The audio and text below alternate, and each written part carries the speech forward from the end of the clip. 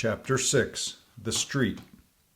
If I had been astonished at first catching a glimpse of so outlandish an individual as Queequeg circulating among the polite society of a civilized town, that astonishment soon departed upon taking my first daylight stroll through the streets of New Bedford. In thoroughfares nigh the docks, any considerable seaport will frequently offer to view the queerest-looking nondescripts from foreign parts. Even in Broadway and Chestnut streets, Mediterranean mariners will sometimes jostle the affrighted ladies. Regent Street is not unknown to Lascars and Malays, and at Bombay in the Apollo Green, live Yankees have often scared the natives. But New Bedford beats all Water Street and Wapping. In these last-mentioned haunts you see only sailors, but in New Bedford actual cannibals stand chatting at street corners. Savages outright, many of whom yet carry on their bones unholy flesh. It makes a stranger stare.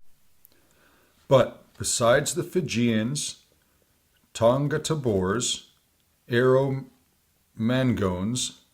Panaganians, and Brigands, and besides the wild specimens of the whaling craft which unheeded reel about the streets, you will see other sights still more curious, certainly more comical. There weekly arrive in this town scores of green Vermonters and New Hampshire men, all athirst for gain and glory in the fishery. They are mostly young, of stalwart frames, fellows who have felled forests, and now seek to drop the axe and snatch the whaling lance. Many are as green as the Green Mountains whence they came. In some things you would think them but a few hours old. Look there, that chap strutting around the corner. He wears a beaver hat and swallow-tailed coat, girdled with a sailor belt and a sheath knife. Here comes another with a southwester and a bombazine cloak. No town-bred dandy will compare with a country-bred one. I mean a downright bumpkin dandy, a fellow that, in the dog days, will mow his 2 acres in buckskin gloves for fear of tanning his hands. Now when a country dandy like this takes it into his head to make a distinguished reputation and joins the great whale fishery, you should see the comical things he does upon reaching the seaport. In bespeaking his sea outfit, he orders bell-buttons to his waistcoats, straps to his canvas trousers. Ah, poor hayseed, how bitterly will burst those straps in the first howling gale, when thou art driven, straps, buttons, and all, down the throat of the tempest. But think not that this famous town has only harpooneers, cannibals, and bumpkins to show her visitors. Not at all. Still, New Bedford is a queer place. Had it not been for us whalemen, that tract of land would this day perhaps have been in as howling condition as the coast of Labrador. As it is, parts of her back country are enough to frighten one. They look so bony. The town itself is perhaps the dreariest place to live in all New England. It is a land of oil, true enough, but not like Canaan, a land also of corn and wine. The streets do not run with milk, nor in the springtime do they pave them with fresh eggs. Yet, in spite of this, nowhere in all America will you find more patrician-like houses, parks and gardens more opulent than in New Bedford. Whence came they?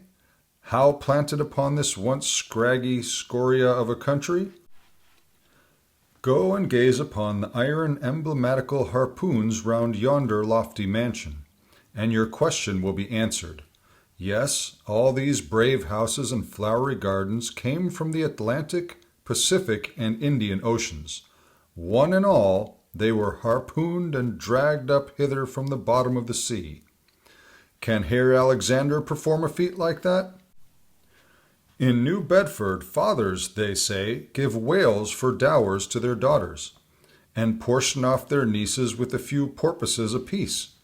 You must go to New Bedford to see a brilliant wedding, for, they say, they have reservoirs of oil in every house, and every night recklessly burn their lengths in spermaceti candles.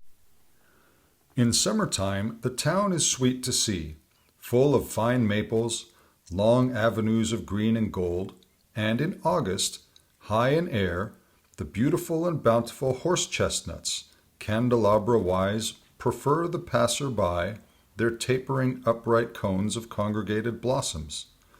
So omnipotent is art, which in many a district of New Bedford has superinduced bright terraces of flowers upon the barren refuse rocks thrown aside at creation's final day. And the women of New Bedford, they bloom like their own red roses. But roses only bloom in summer, whereas the fine carnation of their cheeks is perennial as sunlight in the seventh heavens. Elsewhere match that bloom of theirs ye cannot, save in Salem, where they tell me the young girls breathe such musk their sailor sweethearts smell them miles offshore, as though they were drawing nigh the odorous Moluccas instead of the puritanic sands.